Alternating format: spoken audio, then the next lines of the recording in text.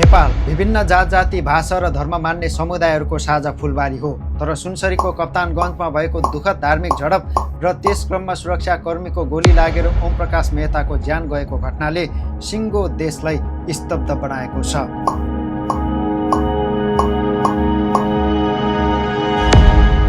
बोलबमको सांस्कृतिक rally, DJ बाजा र धार्मिक झण्डाको विषयले लिएर दुई समुदाय बीच उत्पन्न यस्तो विवादले एकाएक हिंसात्मक रूप लिनु र एक कलकलाउँदो युवाको ज्यान जानु निकै चिन्ताजनक र दुःखद विषय हो। यो घटनाले शताब्दीौँदेखि कायम रहँदै आएको नेपालको धार्मिक तथा सामाजिक सहिष्णुतामाथि गम्भीर प्रश्न चिन्ह खडा गरिदिएको छ। हामी सबैलाई थाहा छ, नेपाल शान्ति भूमि हो र हामी नेपाली एउटै बगैँचाका फुलहरू हौँ।